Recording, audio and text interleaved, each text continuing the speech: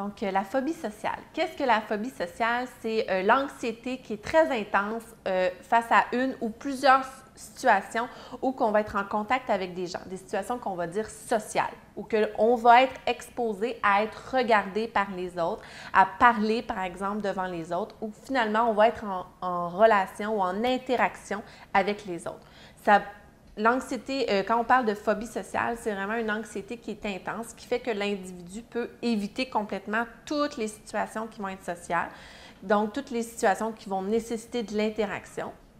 Ou encore, ça peut être certaines situations qui vont nécessiter de l'interaction. Par exemple, certaines situations où on va devoir aller parler devant un très grand groupe de professionnels, ça peut créer beaucoup d'anxiété. La personne peut éviter ces situations-là parce que ça va être trop, ça va être vraiment, l'anxiété qu'elle va être ressentie, ça va être trop grand.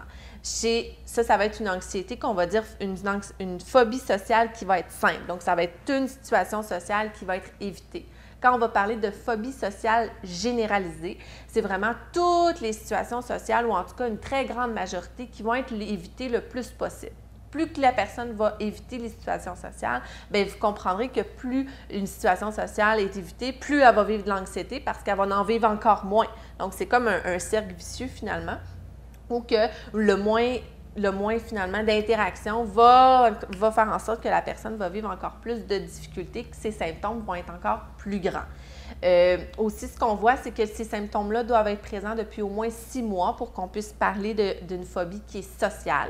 Et il faut savoir aussi que l'anxiété doit être vraiment disproportionnée. Donc, par exemple, il est normal qu'avant une entrevue, on vive de l'anxiété parce qu'une entrevue, c'est stressant, on va vivre de l'anxiété, c'est normal. Par contre, si la personne va éviter toutes les entrevues, donc ce qui va faire qu'elle n'aura pas d'emploi, donc les impacts aussi sur sa vie vont être plus grands, bien là, on peut, puis que c'est quelque chose qui est récurrent, donc là, on peut penser que la personne est peut-être sujette à avoir un développement d'une phobie sociale. Par contre, sachez que la phobie sociale ne peut être diagnostiquée que par des médecins, mais c'est des situations qui peuvent arriver. Donc, là, comme je disais, l'évitement va vraiment faire en sorte d'augmenter l'anxiété. C'est l'un des troubles le plus courants au niveau des troubles anxieux, ce qui va toucher aussi, encore une fois, plus souvent les hommes que les femmes.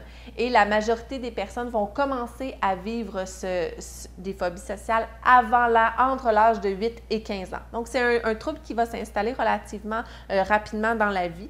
C'est sûr qu'au niveau du fonctionnement, bien, ça va avoir des impacts. Parce que, par exemple, à l'école, bien, les enfants vont être toujours en exposition avec des gens. Ils vont être rarement seuls, ce qui va créer de l'anxiété, ce qui peut faire que la personne, bien, elle va manquer souvent de l'école, elle ne voudra plus aller à l'école, elle va vouloir avoir l'école à la maison. Donc, ça va amener des impacts qui sont importants, autant au niveau de l'entourage que pour la personne.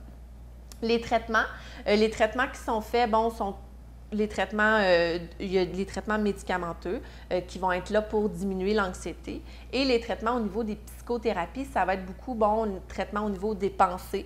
Donc, quelles sont les peurs qui sont associées à être devant les gens, et on va aller déconstruire ça pour avoir un impact sur le comportement.